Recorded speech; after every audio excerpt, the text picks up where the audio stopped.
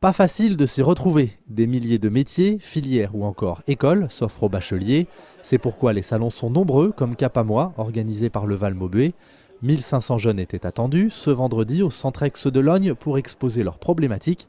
Car l'enjeu est d'importance, un étudiant sur 4 se réoriente après une première année à l'université. Je suis venue sur ce salon pour trouver un plan B parce que je suis en prépa orthophonie, donc en cas d'échec de concours. Pour moi, j'ai trouvé assez vite ma voie. En cinquième, je savais déjà ce que je voulais faire.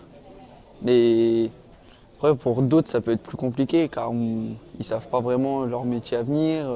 Ils savent que fin troisième. Et fin troisième, déjà, faut accélérer pour trouver le lycée ou des trucs comme ça.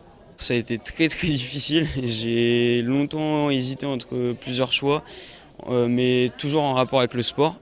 Donc j'ai hésité tout d'abord à être prof de sport, après kiné, ostéopathe, entraîneur. Enfin, ça a beaucoup varié et je me suis positionné sur être kiné dans le sport. Donc je suis venu ici pour trouver plein d'informations pour savoir comment il fallait faire. Au milieu de ces jeunes, un député. Aymeric Breillet est devenu en décembre le rapporteur d'une mission parlementaire sur les liens entre les lycées et les universités. Cette mission va proposer des solutions pour simplifier la jungle de l'après-bac. Bonjour monsieur le député. Bonjour. Re-bonjour. Bon, ça y est, vous avez pris les plaquettes? On sent bien dans les échanges que l'on peut avoir avec les uns et les autres, et notamment ici, que le besoin de simplification est présent. Et que ce soit les acteurs, donc les professionnels de l'ensemble des formations post-bac, quelles qu'elles soient, ou que ce soit les collégiens, les lycéens ou même leurs parents. On a déjà commencé à le faire dans la simplification de la nomenclature des diplômes de licence, il faudra le poursuivre.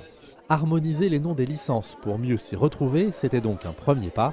Rendez-vous fin juin pour découvrir les propositions de la mission parlementaire qui rendra son rapport à la ministre de l'Éducation nationale, Najat Vallaud-Belkacem.